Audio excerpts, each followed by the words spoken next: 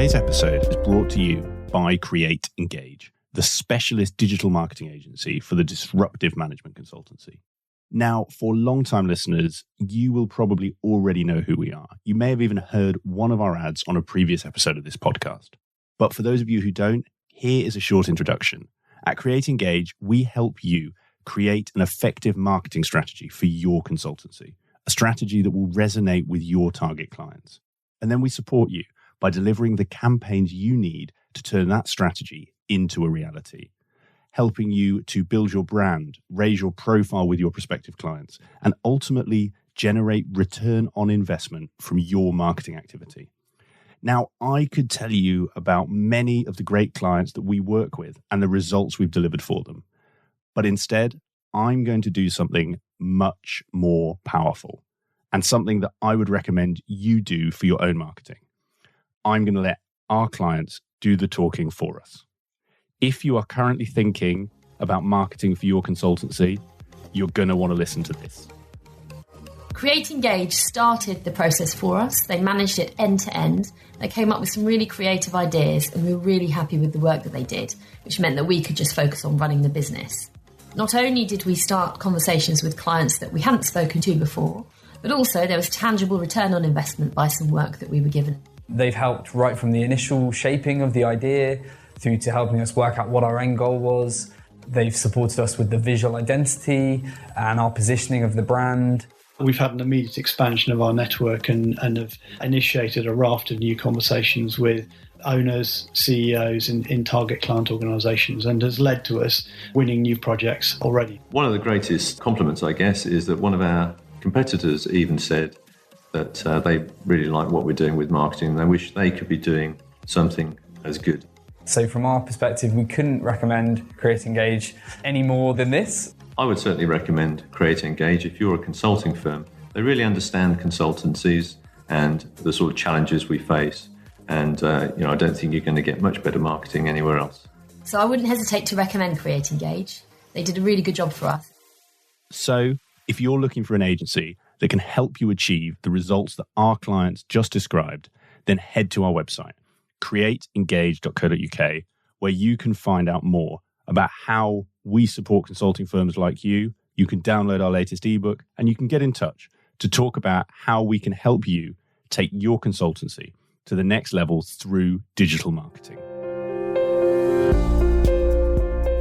Hi, and welcome to Climbing Consulting. In this one, I speak to Miriam Hall, partner at Chartwell Consulting. From an early age, Miriam knew she wanted to make an impact, and it was her early entrepreneurial venture, Awesome Storage, that gave her a taste for both the business world and the importance of process and efficiency, something that would go on to be a key theme throughout her career. Fast forward, and having, in her words, been made available to the job market, Miriam took the opportunity to do something that very few early-20s consultants would. She launched her own operational improvement consulting firm, a business that would see her packing up her life in the UK to take on her first project at a laser manufacturing company in Estonia. This may sound a little crazy, but that period was the making of Miriam's early consulting career and what led to her ultimately joining Chartwell. It was her work with that business that led to a friend introducing her to the founding team of Chartwell Consulting, which she joined as the most junior member of the team back in 2014. Since then, Miriam has gone from strength to strength, climbing rapidly and making partner back in 2020. In this conversation, we explore her fascinating journey and talk about the many inflection points and crucial steps that have helped her get to where she is today. We talk about her decision to start her own consulting business, what she learned from that experience, and her advice to others thinking of doing the same. We dive deep into the secret sauce that Miriam uses with her clients to help them achieve productivity gains of up to 50% in less than 6 months. We explore the common issues that she sees and helps her clients solve to achieve this, and also look at how you can apply these same lessons to improve the efficiency in your own consulting firm. And lastly, we talk about, and she shares her candid take on, the challenges that she faced being a new partner during the pandemic. We talk about how she found that period, how she was able to overcome what was quite a tough time, and her advice to other new partners who may be struggling with similar pressures, potentially to fill their sales pipeline or just adapting to that new role. We cover so much ground in this one, and there's something in here for everyone. Whether you are still at university and considering your options, or you're running your own consulting firm and want to know how you can make your operations more efficient, there's a ton of advice in this one, and I know you're going to love hearing what Miriam has to say.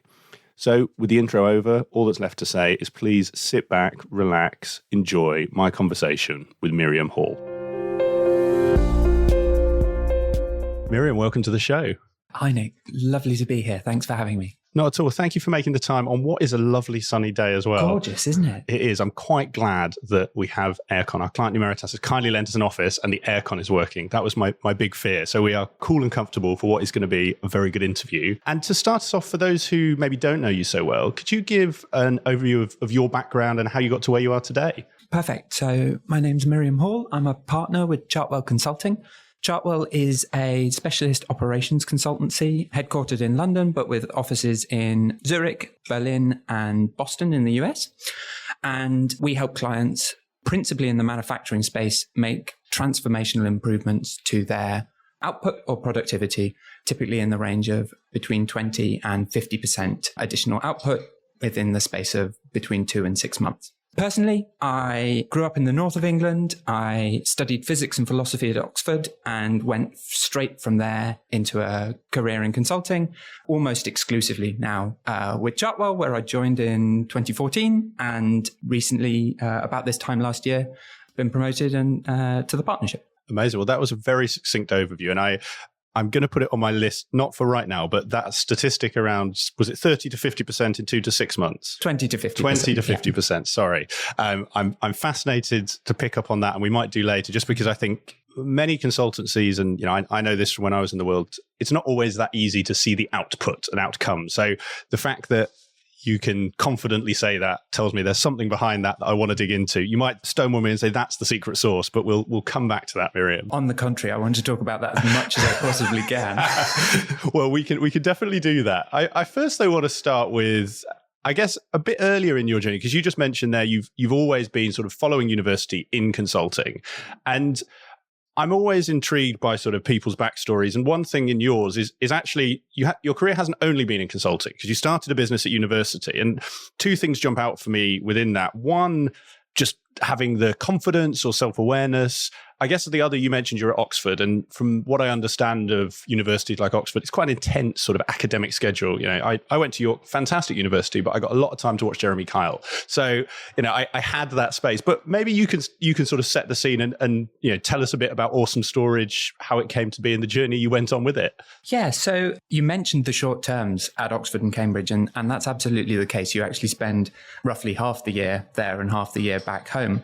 And certainly at my college, St Hilda's, at the end of each term, you needed to remove all of your belongings and take them back to where you were from, or find somewhere to store them in Oxford. And so by the start of third year, I'd done that whole in and out process, I think 6 times. And it all happens in a single week, right? There's the final week of term or the first week of term, and everyone's moving in or they're moving out. And I spotted an opportunity in that meant that by offering a service where I'd take people's belongings basically from the college to Big Yellow Self-Storage or somewhere like that, store them for the vacation, and then bring them back again over a 2-week window, basically for the sake of hiring a van for 2 days at the end of term and 2 days at the beginning of term, I'd be able to help a lot of people with storing their belongings, and by comparison to the people who are offering that commercially as kind of an overall service, undercut them quite a bit on price.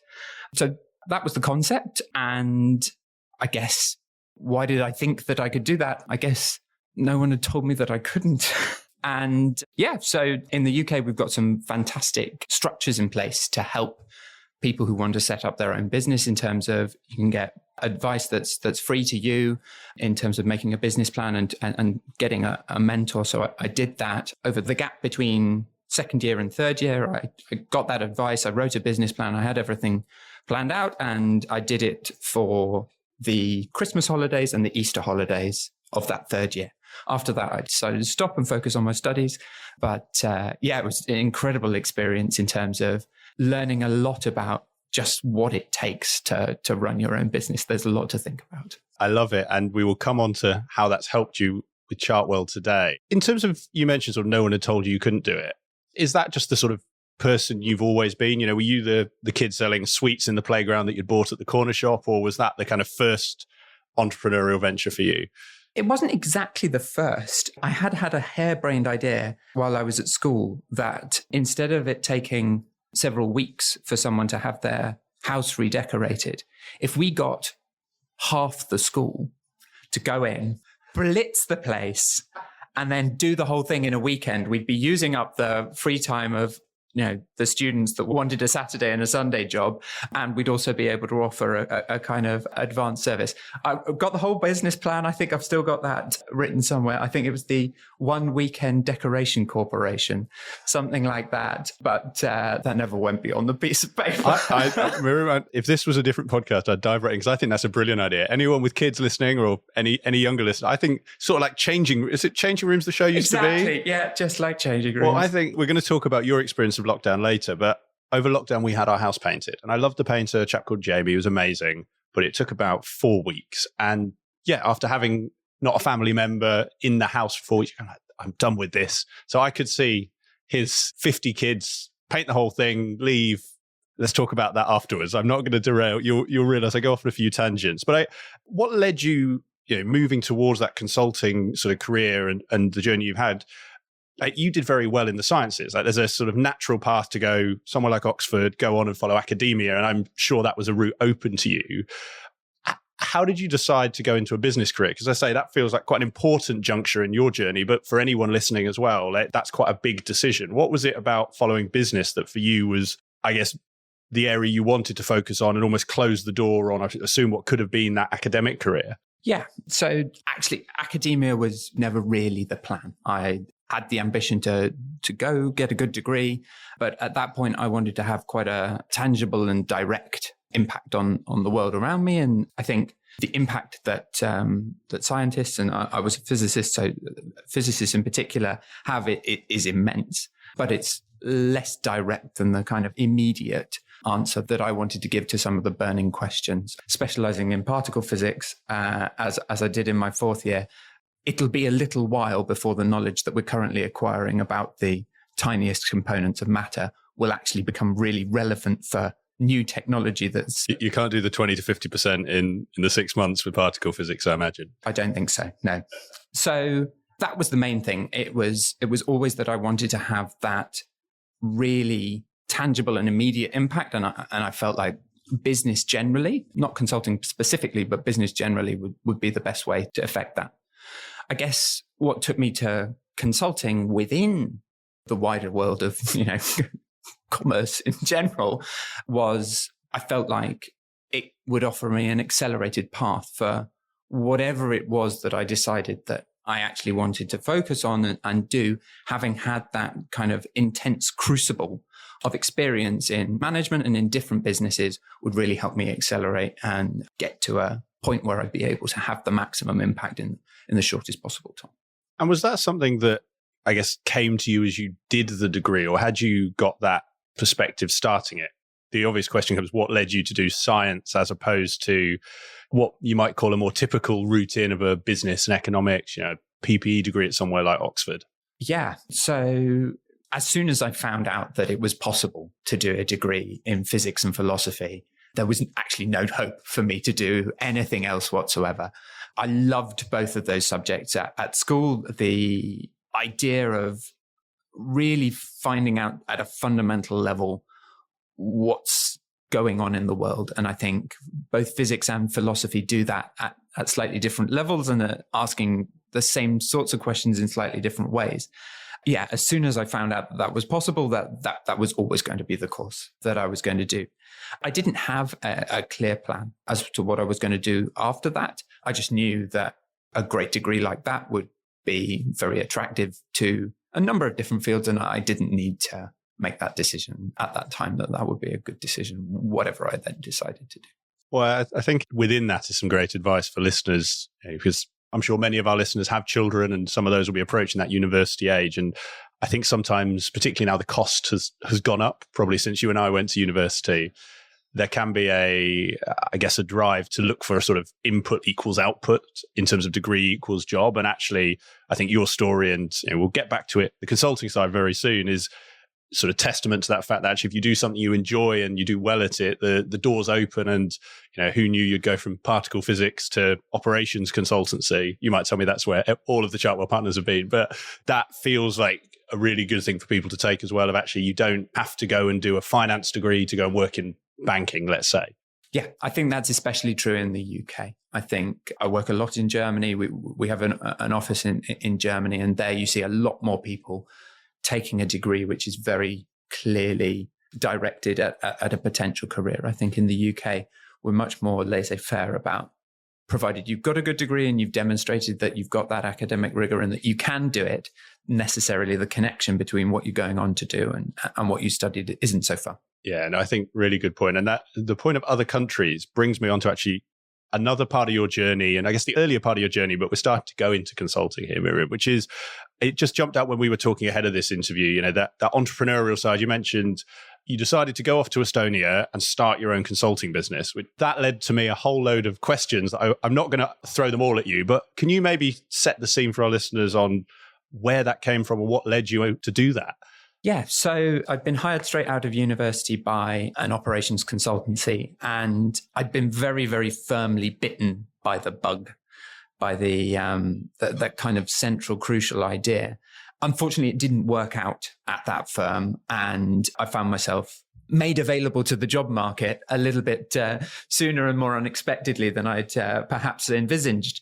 And I took that knowledge and experience that I'd had from that relatively short stint with one operations consultancy, and I thought, do you know what? I can do this myself. I've got something to offer clients here myself. And I decided that was what I was going to do. Kitchen table, founded the company, made a logo, got the business cards printed, the whole thing. And sorry, were you in Estonia at this point? No. So at this point, I was in Clapham, and I reached out to basically my whole fledgling network. And one of my former colleagues said, look, one of my course mates from university is the CEO of a former Soviet laser lab in Tallinn, the capital of Estonia. That's got to be the start of a spy thriller somewhere, doesn't it? Well, I mean, to be perfectly honest, having spent sort of 9 months in London and then immediately moving to the former Soviet Union in Estonia, there wasn't a single one of my university friends who would believe me when I said I wasn't working for MI6, but genuinely, I wasn't. And just to the place, you were so relatively fresh out of university, so sort of what, 22, 23, 24 around there? Yeah. Okay, so yeah, it was. So it could have been, like you say, MI6, I think, yeah. It could have been, it wasn't, but carry on. So this former Soviet laser lab, they had a really fantastic product which uses laser light to detect whether there's been an oil spill in places like ports and harbors. Apparently, it's relatively common practice that if they need to clean the diesel tanks or the fuel tanks, a less scrupulous shipping company will take on board a lot of seawater and then just splurge the water that they've used for cleaning the tank straight out into the harbor with very negative environmental effects. This device would allow the port to be able to detect that almost immediately and to take firstly, in the same way that a speed camera has the effect of making everyone drive more to the speed limit, even if it doesn't catch anyone. It's a good deterrent on the ports. It's a good deterrent. And also then if someone did do it, you'd be able to follow that up. And they wanted to ramp up production. They were expecting a big surge in demand. And we got in touch with each other. We were able to hash out a deal. And with a 3-month contract in hand, I, never having visited Estonia in my entire life before, not really knowing anyone there, just upped sticks and moved myself out to Tallinn for 6 months. The answer may be what you said around awesome stories, but when that call came, did you have any concerns, any thoughts, any kind of nervousness about picking up your life and just going to another country? Or was it no one told you couldn't, so you thought, why not? So I think picking up my life and moving to another country, that for whatever reason didn't faze me at all. Still am incredibly passionate about learning about other cultures, learning about other languages. And I find that by far the best way to do that is to jump headfirst in and immerse yourself in the culture and the language and find out about it that way. I think I did have a good degree of trepidation of, would I be able to do this? Would I be able to deliver what I promised David, the client, out in Estonia? But excited to try and see where I got to. Just because I think it would be interesting for others thinking about doing this, because one of the things that has definitely become more prominent, and I think for better or worse, is that kind of entrepreneurialism has become cool. When you were doing this, that was probably a slightly alternative approach. Like, I think probably the last 10, 15, 20 years, I don't know when you did this, by the way, but I think particularly in the kind of social media generation, it is now very cool to be an entrepreneur. But I'd love to know, in setting that up, you mentioned you had a business plan, you had a proposition. Actually, how did you go about creating that? Because having just 9 months of consulting experience, I speak to people who have been in industries for 10, 20 years, and they say, "Oh, Nick, I'd love to do this, but why would anyone buy me? What's my unique proposition? Why would I be different?" I know I'm taking you back a bit, but I'd just love to know kind of how you approach that in your mindset for anyone thinking of doing similar. So I think I had a really clear idea of what the USP would be. And it comes back to the 20 to 50% that we were talking about earlier. I think the trend actually with all my businesses, be it the weekend decoration or awesome storage or now Chartwell, is seeing an opportunity where there's a fundamental operations process where there's a underutilization or a gap in utilization of an asset or a commodity or whatever it is, that then can be leveraged to expand into a niche and to deliver a service at a better price than anyone else is able to offer, because you've got that leaner operation. And I think even with a relatively small amount of consulting experience, I deeply understood what were the things I would need to be looking for to find those kinds of opportunity, not to get the 2 to 3% optimization, but to get the 20, 30% step change, because you've changed the game. And having that as a really clear, unique selling point, and as someone at that level of experience, a clear idea of what price point I wanted to be offering that service at, I think that gave me the confidence that this was something that the value that I could offer would so far outweigh the cost of my services that gave me confidence that there must be a market. And there was. So that was good. You're proof right. And this might just not have been something that crossed your mind, but that inherent confidence you talk about, it's clear, like you say, I have the proposition, and a bit like you mentioned with awesome storage earlier, almost if it's the same proposition but 50% cheaper, let's say, it's a no-brainer. Was there ever that sort of imposter syndrome concern you had? Because, I'm sure I've felt it before others. I know, been doing things for 10 years, 20 years, feel it.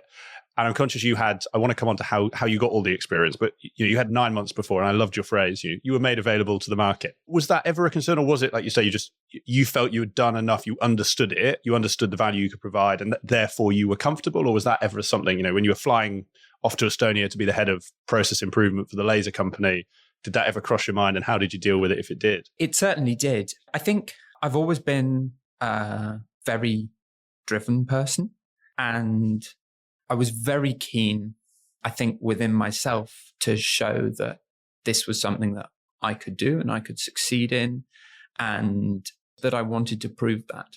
And I think for myself, that force was probably just a greater force within me than the fear and the imposter syndrome and worrying about, well, could I do it?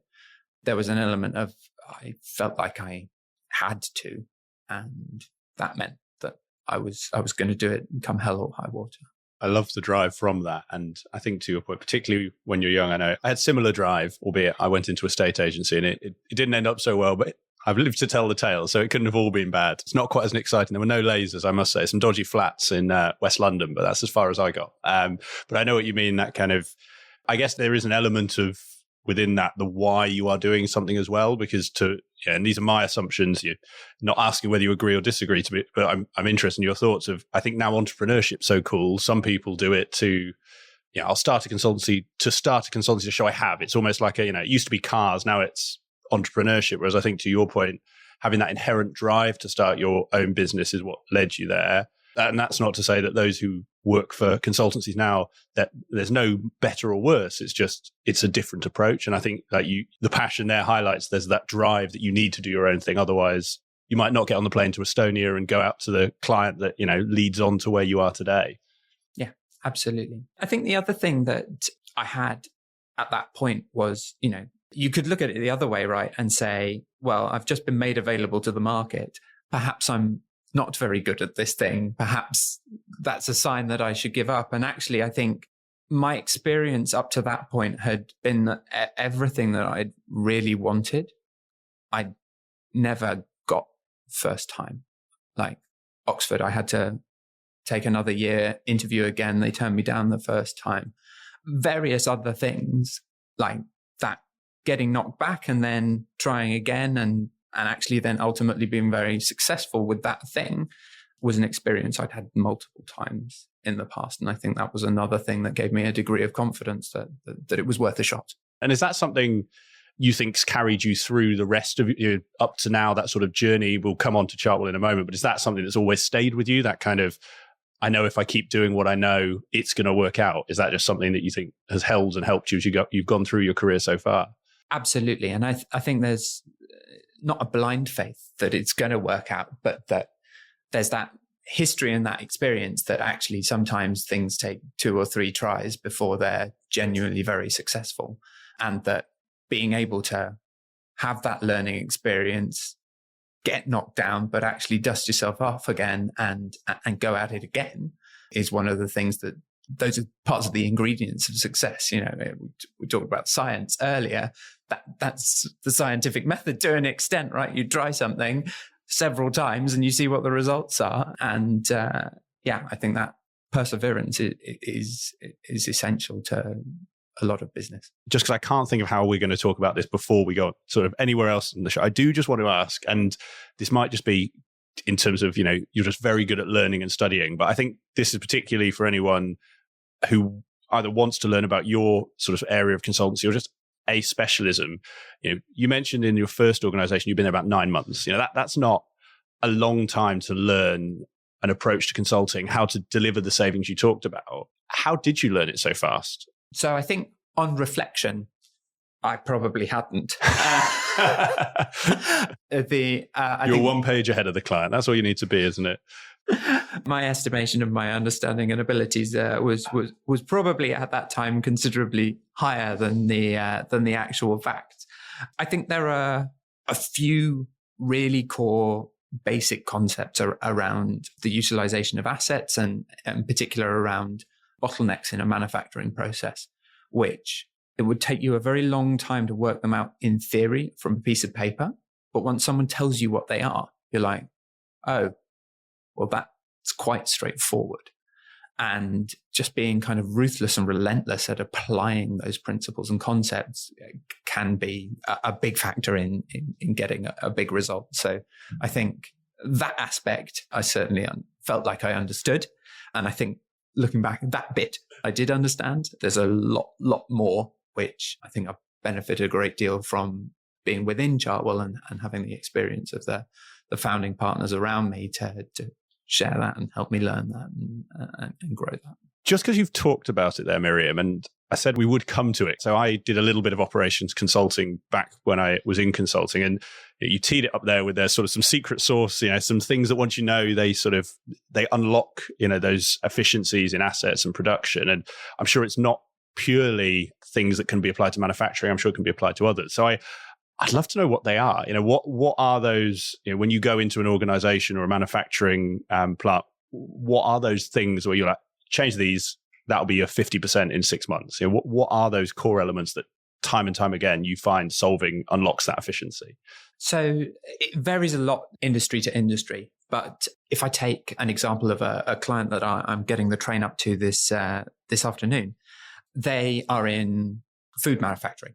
And if you imagine a bottle filling line where you're just filling up bottles and you've got a number of different processes and they're all linked together, right? So you've got to make the bottles, then you've got to fill the bottles up with the liquid, then you've got to put a cap on the bottle, then you've got to put a label on the bottle, then you've got to collect them together into a 6-pack, and then you've got to put the 6-packs onto a pallet so that pallet can go to the customer. So you've got all of these machines chained in a line, and one of those machines is the bottleneck. It's the one that is holding up all of the others. So that means that instantly, once you've found out which one that is, you've simplified the problem from there being 10 machines with 100 problems each to one machine with its 100 problems. And then if you're looking at that single machine, the secret sauce, as you spoke about, I'd say is buffers. Because at the moment, what you see very often, and I think it's a misinterpretation of the lean methodology in that work in progress is waste. And what you'll often see is if you would have a buffer immediately before and after that machine. And just for our listeners, a buffer is somewhere for the bottles to accumulate in the state that they're in before they go into the next machine. So for example, if your bottleneck is the filling machine, if you could have the empty bottles, basically a table for them to go and sit on, so that if then the bottle maker machine would stop, the filling machine, which is your bottleneck, can continue to operate, continue to run, even though that machine has stopped. What you very often see is if any of the machines in the chain stops, they all stop. And if you think you've got 10 machines in the chain, each of them runs 90% of the time. And you're like, 90% of the time, brilliant. That's really going well. But then if you multiply the 90% times 90% times 90% times 90%, you very, very quickly get to the region where actually the line as a whole is operating 20% efficiency, something like that. And the simple act of protecting your bottleneck by putting accumulation either side of it, a buffer either side of it, can give you a drastic increase in the amount of output that you get. So that's why, because that sounds quite counterintuitive. And I, having done a little bit of lean sort of consulting and training in my journey, I think, like you said, the kind of lean, as it, in a purest sense, is no work in progress, keep things going, batching is bad. In my head, that says you're going to have hundreds of bottles one side, and at some point you'll have hundreds of bottles the other. How does that help the kind of the bottleneck machine? Yeah, so you're protecting it from if one of the other machines stops. So if one of the machines is stopped and then it immediately starves the bottleneck machine, then the bottleneck is stopped, even though it's another machine which has a problem and is broken. And the same downstream, right? If the bottleneck machine can't produce anymore because it's got nowhere to put what it's made because the next machine is broken, then immediately it will also have to stop. Whereas if you can protect it so that either the upstream machines or the downstream machines can have a small problem, if they're going to be out for a day because the drive shaft is broken and we don't have a spare, then that's not going to work, right? Then the whole line is going to go down. But actually, if it's just you've got to change the reel on the labels, right? You've run out of those labels. You need a new reel. That machine needs to stop for 2 minutes.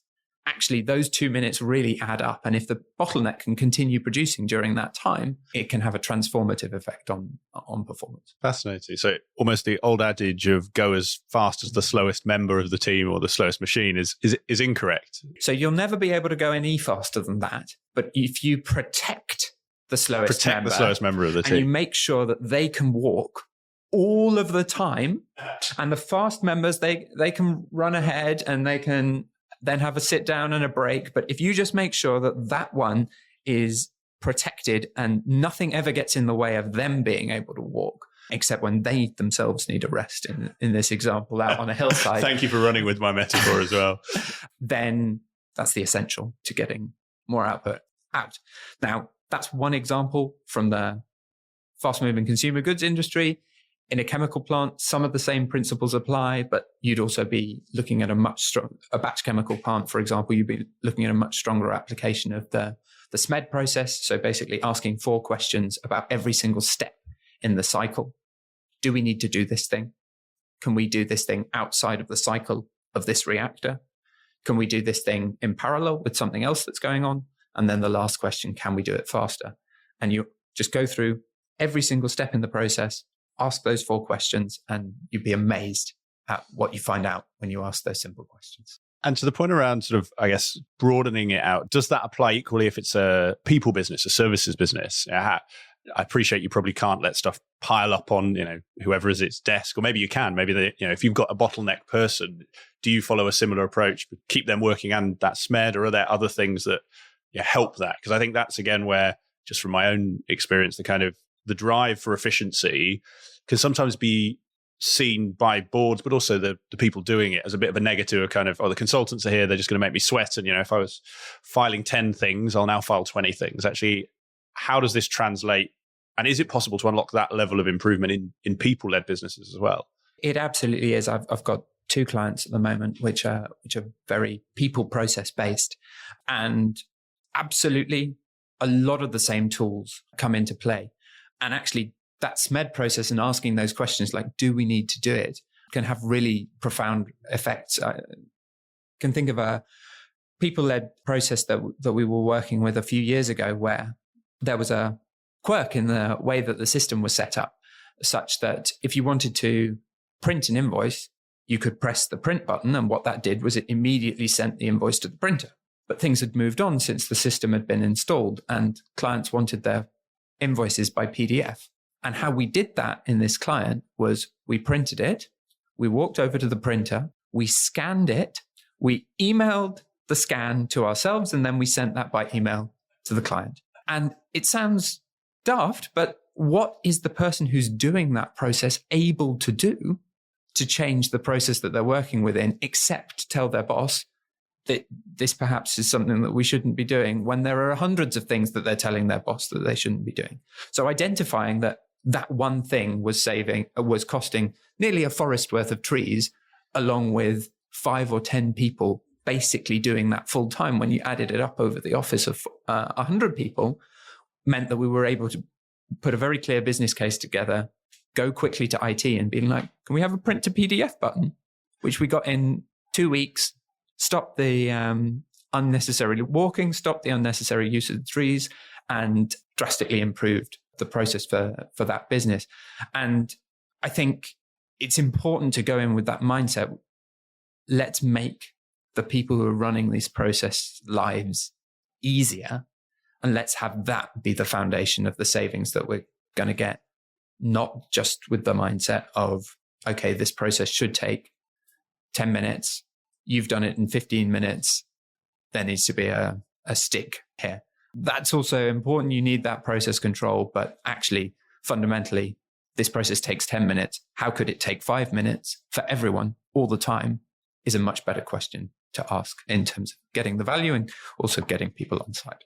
I think a great example, and I think to your point as well, so often we blame people, the invoice processor, they're slow because they take 15 minutes. And actually, like you've said, in that example, a simple process fix instantly improves their productivity. I imagine also their happiness if they're not having to, they now need to go and exercise differently, because I imagine you do a few steps going up and down to the printer. But I think there's also something in that, and you can tell me better, but examples like that, when someone's listening to this will feel obvious because, the kind of, oh yeah, we wouldn't do that. But I imagine there's so many of those in the virtual world today where, yes, it's not, as obvious as I print and scan, but actually how much move from this spreadsheet to that spreadsheet, send this to this person, actually looking at that process as a whole, you probably can find some of those, but they're just not as obvious. I suspect that happens as well. 100%. Yeah. I've got a client at the moment.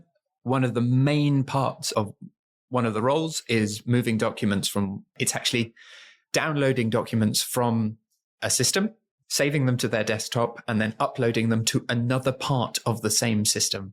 And if you can find ways to maybe make those 2 bits of the system talk to each other, then that's very valuable. But you've got to understand, because there are hundreds of things like that, it's just the case that this one is worth 15, 20 times more than the next one. And being able to communicate that and the urgency is where a lot of the real value comes from. You've hit on a really poignant point, because that links back, when you talked about the machine example, that one, the bottling plant machine is the problem. You hone in on that. And I know it was an example, but that's quite easy, inverted commas, to see because there's 10 machines. One's obviously slow. So we dive into that. And this might be the secret sauce. So to your point, how do you hone in on what is that bottling machine? Or is that, because that feels like, to what you pointed out, you could fix hundreds of these things, but if they're not the right thing, you're not going to fix anything. How do you hone in a services business on what that is? For me, it's exactly the same as what you do in a manufacturing business. So unfortunately, for the listeners, it won't be so... Only we had this as a video podcast. We'll get there, Miriam. It won't be so clear, but I've got my notes from last Thursday here where I've spent 2 hours standing by the side of a production line just writing down what's happened every single minute for 2 hours. And that's something that I, as a partner in the business, will still do, that I see as absolutely part of my job and absolutely important and valuable to have the real facts about what's actually happening on the ground. And what I would do in the people business would be absolutely the same thing. Sit down and spend 2-3 hours with someone as they do their day, as they do the process and go about their normal business, and just understand what's going on and ask those key questions. Do we actually need to do that? Could we be doing this in a more straightforward or simple or efficient way? And that unlocks a lot of potential. Now, obviously, you can't just take a 3-hour window and say, okay, well, we're going to extrapolate that and we're going to say that's what their entire year looks like on the basis of 3 hours that I've spent sat with them. But what that will allow you to do is corroborate the data. So in a people-based business, they'll be using some kind of system. Very often you can get timestamps out of that system and gain an understanding of, okay, how many invoices have we sent out in the last year? How many labor hours have we put into the invoicing process? And if we compare those two things, we can see, okay, well, on average, it takes an hour to send an invoice. But when I did my observations, it took 15 minutes. How do we account for the difference? What are the things that go wrong with the process that means that it takes longer? And that opportunity then that you can get that additional output and productivity from an existing team without just sweating them and pressing the lemon. Some really key points in there. It kind of brings us back to your journey with Chartwell. And, as you highlighted, we'll come on to sort of, your role as partner. Because like you say, actually, it's fascinating to hear that you're kind of as much leading the business as you are, like you say, sort of doing that level of analysis with your clients. Just to close this bit off, and particularly given you are a consultancy that specializes in this, I'm sure you've done this to yourselves as you've grown. And, this might be like, was it a painter's house or a busman's holiday? You'll tell me that, or you might not want to tell me, there's all a mess internally. But I'd just be really fascinated from kind of the work you have done, was thinking about that journey over, the time Chartwell's been around. What was the process that actually you found as a firm was burning time, was inefficient, that actually has unlocked the greatest benefit? And if the answer is we started it really well and we kept it going really well, I'll accept that. But what for yourselves, when you've done this, has been that actually if other consultancies fix this, that will be a really big time saving for them?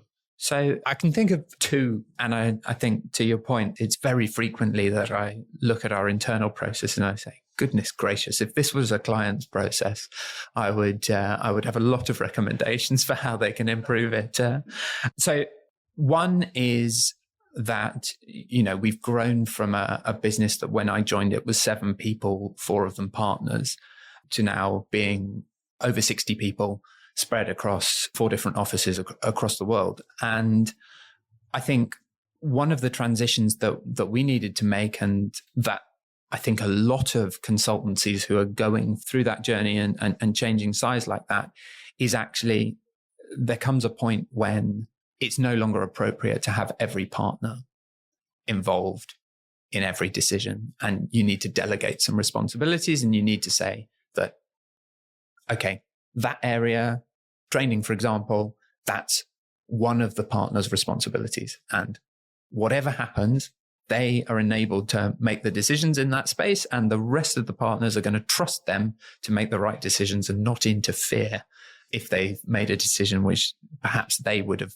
made it differently, because you need that independence and to de-link those things. So I think that was a real driver for our productivity and ability to get stuff done internally. And the second was investing in the proper systems. We are all very good at Excel.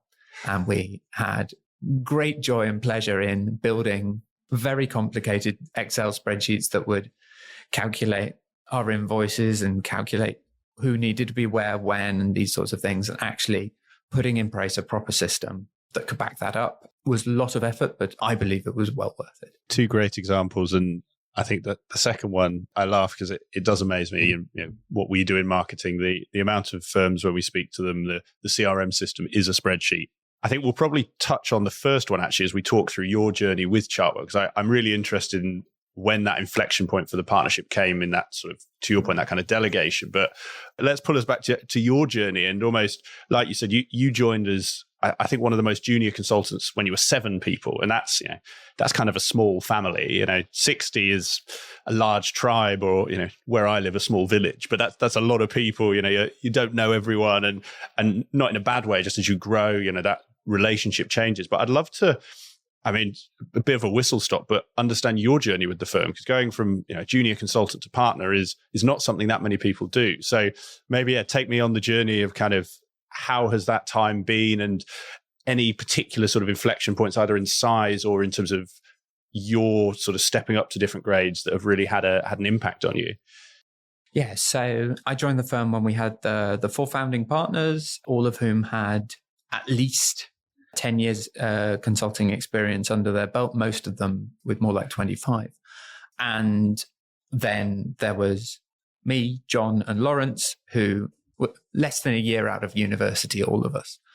So that was an incredible opportunity, because that meant that throughout my entire career, I've had direct access, direct coaching, and direct mentoring by someone who's got that much more experience and that much more knowledge in the industry than I have. So I jumped into the German side of the business. I didn't speak a word of German at the time, and I was immediately deployed. So was this 3 languages at the time? I know you speak 4 now. Was German the 4th, or have I? No, German was the 3rd. The 3rd, okay. So I'd learned French at school and then spent some time in France and Senegal before university. And then from knowing absolutely nothing, had the wonderful opportunity to join a project at a coffee capsule manufacturer in Switzerland, where they only spoke German. There were a couple of people that spoke decent English, but by and large, everyone spoke German. So I needed both to learn what I was supposed to be doing and how to be an effective operations consultant in that environment, as well as the basics of trying to communicate more or less anything to the client team. So that project was highly successful. I then spent more time as a consultant in Bavaria at a factory that makes synthetic fibers for clothes and car upholsteries. And that was kind of the first inflection point, and the first point where going from being the person who's delivering the results to overseeing and managing firstly a team from our side, but really leveraging the client's team to get the largest scale of results that's possible. And I think, again, there's an element of serendipity in how that transition came about, in that I went on a wonderful holiday to India for 2 weeks in the November of that year. And I came back, and one day after we landed, the Delhi belly hit. So I was out of commission completely for a couple of days, but the 2 weeks after that, I was really weak. And that kind of gave me permission to delegate actions in a way that I'd never really felt like I had the right before. So I did the absolute bare minimum needed to keep the project running, telling people to get on with stuff, directing them, saying what the priorities were. And at the end of the 2 weeks, I was back fighting fit, full, firing on all cylinders. And I looked at what we'd achieved in that 2 weeks, and I thought, we've got more done in this last 2 weeks with me doing the absolute bare minimum than we have in the entirety of the rest of the project. Perhaps there's something in this delegation malarkey. Perhaps I should look into this a bit more thoroughly, rather than running around doing everything myself and feeling like I didn't have the right, because the client's obviously paying a good amount of money for my services. I'm supposed to be helping them, and I'm not wanting to bother them with the tasks and the things that we needed to hit the goals that we wanted. to actually kind of changing that mindset and being like, no, actually, for this to be sustainable, for this to be really owned by the client, they need to be the ones putting it in place. And I need to be doing more of that coaching and direction and less of the actual doing myself, because that's what's going to really move the needle. I think a great story, and like you say, rather serendipitous. So just for me to clarify, when you talk about team, that was a Chartwell and a client team. And so when you talk about not having the right, was that for both parts, or was that more the client side in your mind? Where did that not having the right sort of manifest in your mind? So at that point, it was entirely a client team. So we had a large department in the factory that we were attempting to increase the productivity of. Our target was 30%, and we had 7 client team members who were dedicated the project to a lesser or greater extent. So we had one of the operators, marvelous guy called Carabas, who was on the project team full time. Then we had some people like from the quality department, perhaps only 10% of their time, but we had that resource available to us. And I think certainly for the people who we had perhaps 20% of their time, I think previously up to that point, I was probably only using 5 and only giving myself permission, because they're very busy people, managers within a fast moving business. I didn't feel like I had the right to bother them when it was something I could do myself. And it was only at those points where I absolutely had to involve them to get something done. That's when I would do it. And actually that I found was not the most effective way to get them engaged, to get them excited, and to really make the results of what we put into place sustainable, because it might be that I've got this perfect idea of the 100% solution in my head, but actually the solution, which isn't quite perfect, but is owned by them, that they have come up with it themselves and they really want to put it in place, that's going to be a much, much better result. I think it's a great point, and probably some great advice for anyone listening who's sort of climbing in their career. And obviously the way you've told the story, and I like sort of, there's an epiphany moment, and from then on you were transformed as this, phenomenal delegator. And for anyone listening and to sort of your journey, how did you keep that up? How did you, I guess, build that muscle to say, no, I am going to delegate, and build that into your way of working? Because I suspect for people listening, that might be a question of, this sounds great for you, but how do I actually sustain that as an approach? I by no means perfect in that regard. Even up to this day, I'll still have that urge to roll the sleeves up and to do some more of it myself. I think at various points, I have had the benefit of having some fantastic managers over that time frame, and a gentle reminder from them, and on occasions not so gentle, was a really helpful way to make sure that I was focusing on that. And once you've built up enough evidence that really is the most effective way, at that point it becomes internalized. And I think if you've got that reminding voice and that gentle steer, that can be very effective in making sure that once you've had an epiphany, you can stick to it.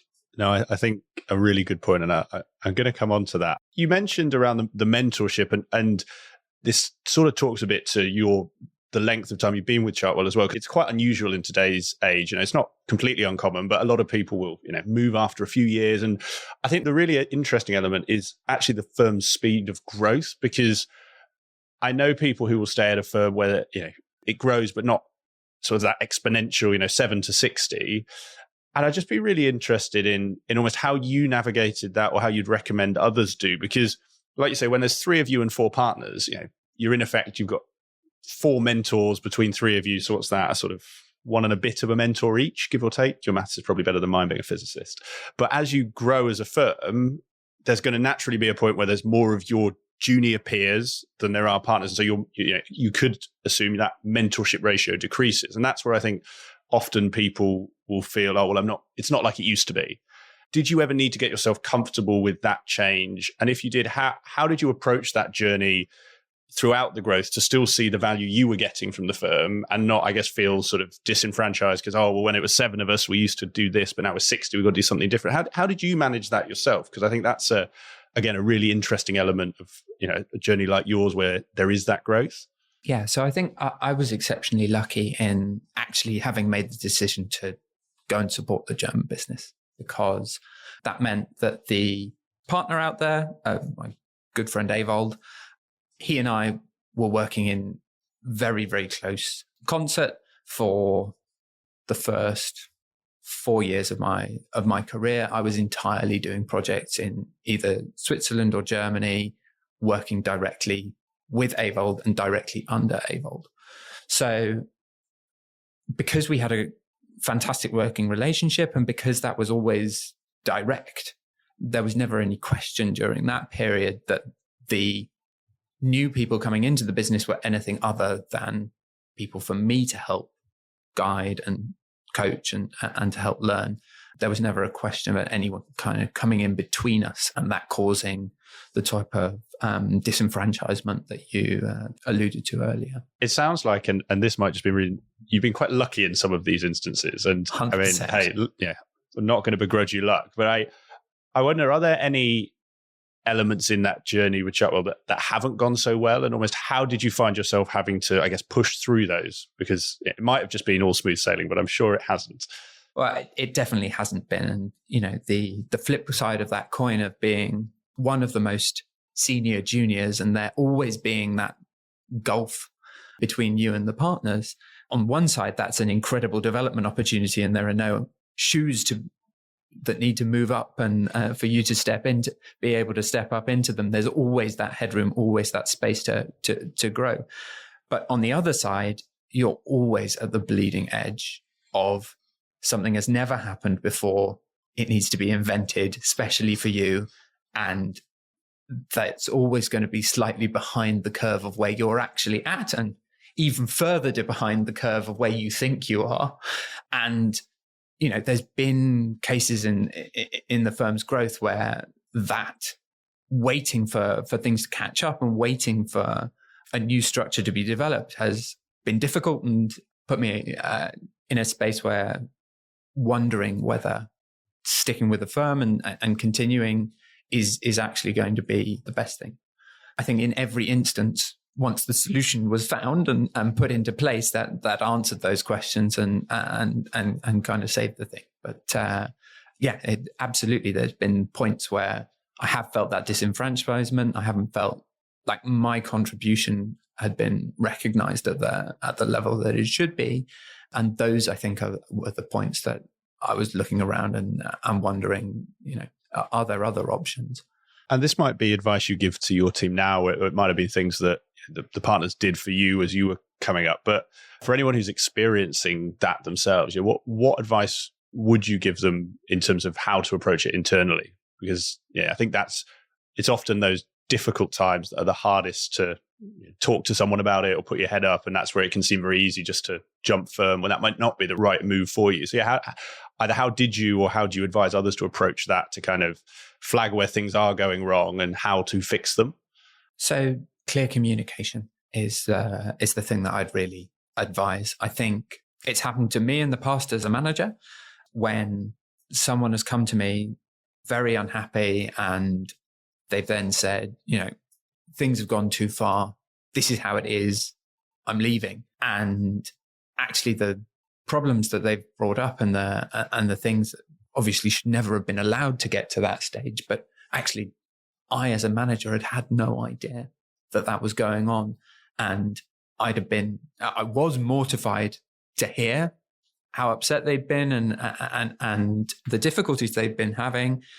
But if I'd known about them, I could have done something about them. And perhaps I should have been more prescient and more empathetic and been able to work out for myself that something was awry.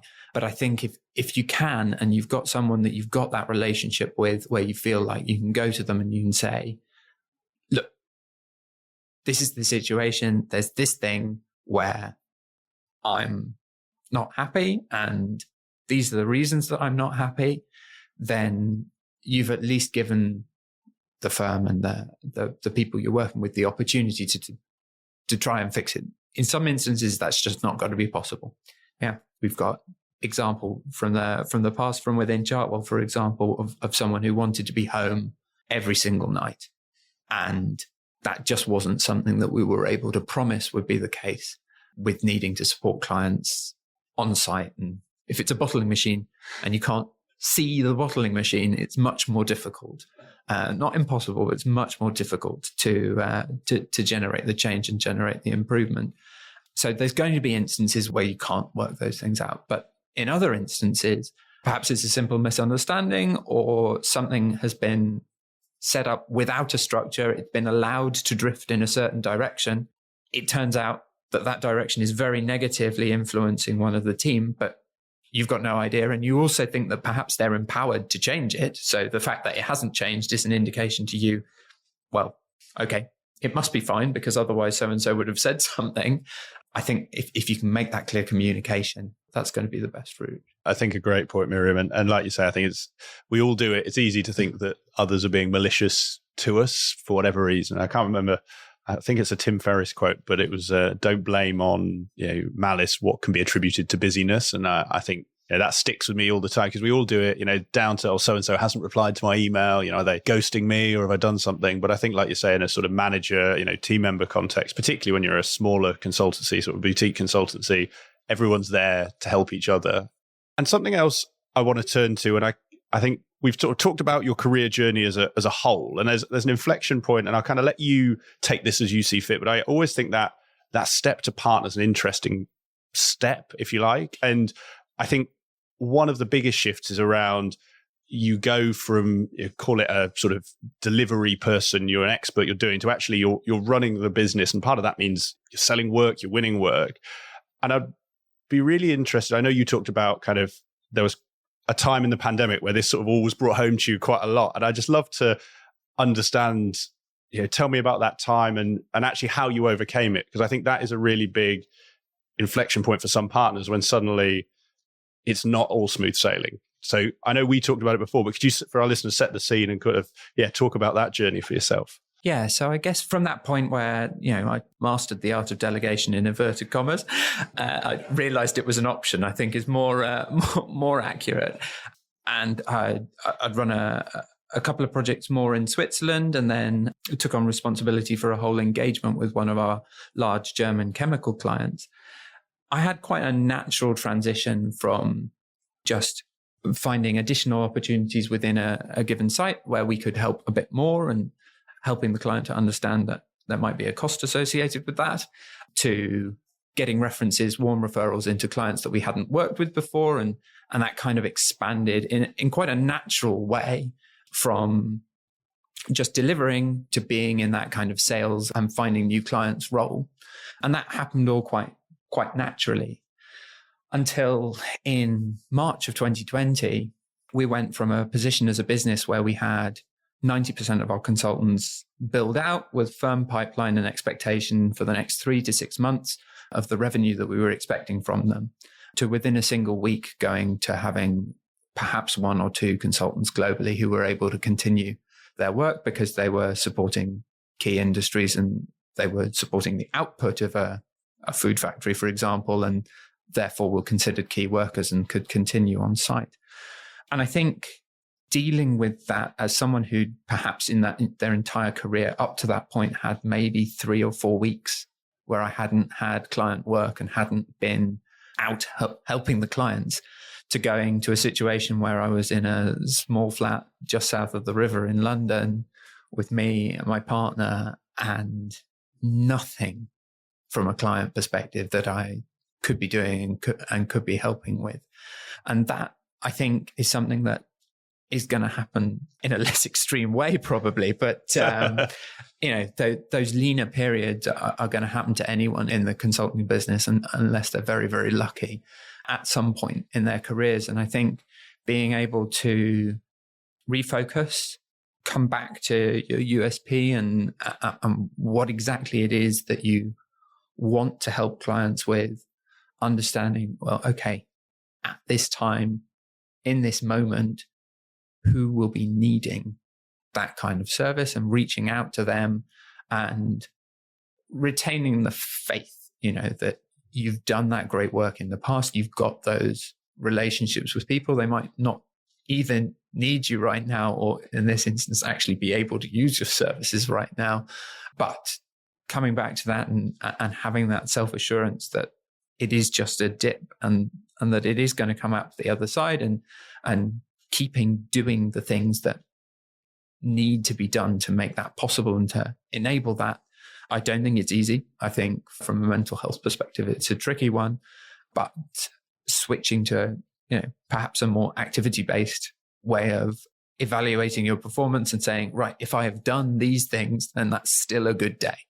And that's still me adding value and doing the best I can for the firm and for myself, then I think that's one way to cope with it.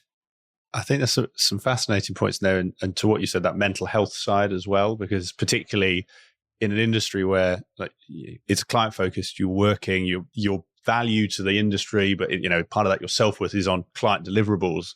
Like you say, when suddenly you're on the bench, there's that almost, I'd be fascinated, what was your self-talk, and almost how did you get yourself into the mindset of, no, Miriam, this is fine. We're now going to shift a successful day is not the analysis of the bottling plant. A successful day is emailing 10 clients. What was that self-talk at that time, and how did you make that shift in your mind? So I'm not sure I did a wonderful job of it. So I think that needs to be borne into consideration. I think there's an inherent tension and almost an aspect of doublethink that's required in having a proper internal locus of control, where you're saying that what happens in the world is I'm able to influence it, and it's my responsibility to make sure that what happens is the way it should be, and not having that kind of victim mindset of, oh, something has happened. Well, there's nothing that we could have done about that. That's not in our control. I think one of the things that's been tremendously valuable to me through my career is having an internal locus of control, really saying, look, no matter what it is, if it's the most important thing, if it's really affecting performance, then we should find a way to affect it. We should find a way to change it. And there's the tension between that and actually being kind to yourself and saying that you've done a good job and that you've done what you can, and that it's okay to stop, of an evening or whenever. And I think actually part of what's helped me is almost to be able to hold those two thoughts, even though they're contradictory, in my head at the same time, and have one as a kind of long-term driver pushing forward on a strategic horizon, and the other as a kind of short-term kindness to myself, to be able to say, today, this is okay. And perhaps that actually resolves the tension, because what's going to drive long-term performance, what's going to drive effectiveness, is a sustainable lifestyle with good mental health and a level of confidence. And perhaps that's what resolves that tension, is knowing that in order to have that internal locus of control and have that biggest impact that you can possibly have, you have to be in a good place and you have to feel good about yourself. And that can mean being kind to yourself and saying, if you've done 4 hours of emailing clients that you've never met and really you can't face anymore, that maybe it's okay to watch another episode of Stranger Things on Netflix or whatever it is and really feel better about yourself. I think a really powerful point, and I haven't watched the new Stranger Things yet, so don't spoil it for me if you have. Well, I have, but I wouldn't dream of spoiling it for anyone. But I think there's a lot, and I know your example was from the pandemic, but I think it plays out for anyone where that that pipe, particularly at a partner, where that pipeline drying up is a concern, or even where client project doesn't go well. We've all had stakeholder who loves you moves on, stakeholder who dislikes you comes in, and you can deliver to whatever percentage you want, and it won't be enough. And actually, I think that kindness, to our conversation way back around actually what I said around sort of the consulting archetype, I think sometimes there is that kind of more is more. And actually, I think it's a really powerful point, like you say, that having that, I guess, that sort of balancing thought to be kind to yourself.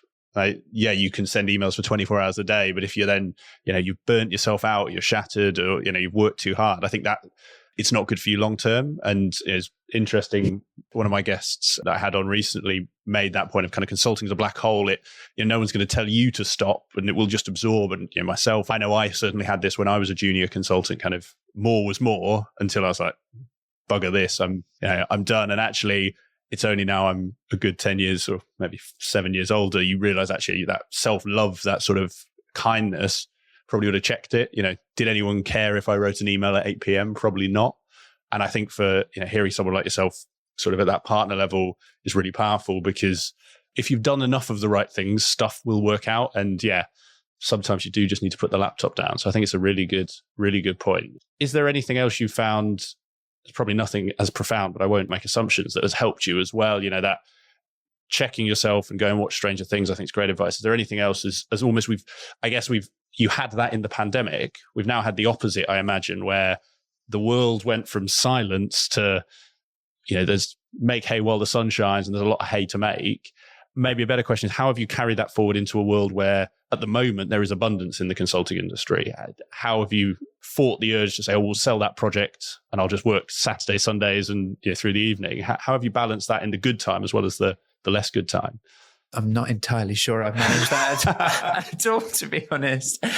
I think that for me, it's about making sure that I'm delivering a really great service to my clients and being completely honest about them, about what I can do and when I can do it and what I can't. And I think the earlier that you've set that expectation that perhaps we're very busy at the moment, if you're not making a decision on this within this time frame, then I'm afraid this is when we're going to be able to deliver that for you. And just being completely honest, not using it as a sleazy sales technique of like sign on the dotted line here or the chance is gone forever, but just really being honest, like, this is the date when, as things currently stand, I would have the bandwidth and have the team available to support you. I think that's a great way of tempering the amount of work that you take on.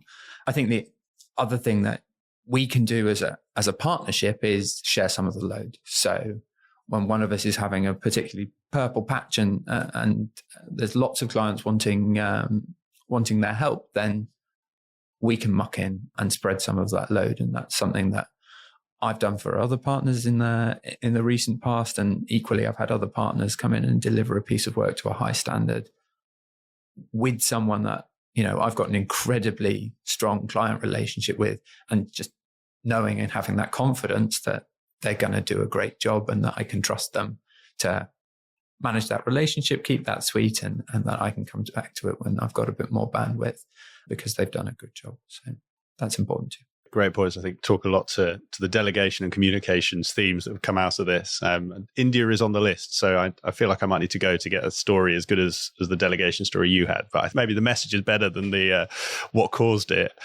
Well, Miriam, as is always the case, there's probably lots more places we could go, but I'm mindful of time. You mentioned you've got to get on a train shortly to go to your next client. So I'm going to bring us to our final questions. These are questions that I ask all of my guests, and I love to get the similarities and differences in answers. So the first one is books, or I should broaden that out as given where we are in today's world, could be podcast, could be YouTube. But what is the book or books you've found yourself giving or reading most, and why? So I've got kind of 3 books that I'm going to please book should be books plural. Have as many as you want, for different contexts and for different reasons. So the first is really coming back to the idea of finding the bottleneck and the power of that idea and how that can unlock incredible potential in businesses.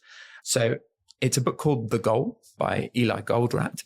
It was written quite a long time ago, and some of that shows, particularly in the social aspects of the book. It's written as a novel, as a kind of manufacturing shop floor thriller.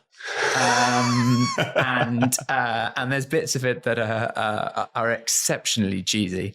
But I think it does a really great job of communicating why some of the very natural ways of thinking about a manufacturing operation can be deeply flawed and deeply harmful for the performance of that operation and the well-being of the people who are driving that operation. So that's particularly for people who've never worked in manufacturing, but have got a bit of an interest. That's very often one that I recommend, and it's one that we make all of our new graduates starting with us have a read. The second is a book called Factfulness, which is by a Danish doctor whose name I won't even try to pronounce.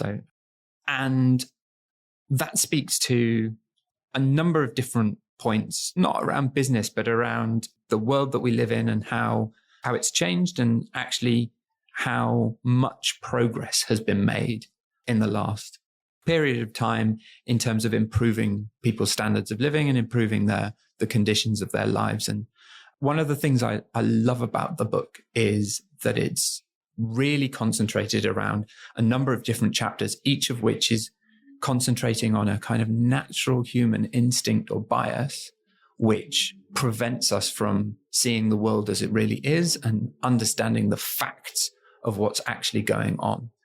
And the reason I love it as a book to recommend to people is, firstly, those kind of social issues and development is something that I'm deeply passionate about. But actually, the mindsets and the natural biases that about facts and how to counter them that the author is describing during the course of the book are the fundamental same mindsets and attitudes that we're very often helping to change and helping to improve with our clients that unlock the potential that we find. So that's another favorite book of mine.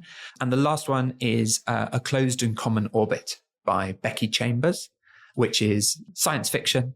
And I'm a massive sci-fi fan.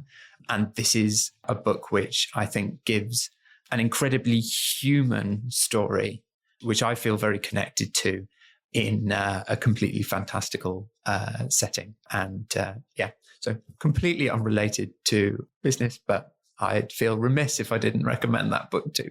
I realize there's an assumption, this being a business podcast, they must all be business books. But no, I love getting the sort of non-business recommendations as well. And actually, we're just about to go on holiday. So one thing I am trying to do, Miriam, is read less business books, because I find myself reading them and not having a novel. So A Closed and Common Orbit, I will go and have a look at. Is it part of a series? Is it a single? It is part of a series. It's in fact the second book in a trilogy. But I can assure you that I read it as the first book from the trilogy that I read. There's very few points of crossover which would spoil your enjoyment of the first book if you would come back and read that after starting with this one. And I really do recommend this one. So recommend start with that. No, fantastic. And I think the factfulness as well sounds interesting.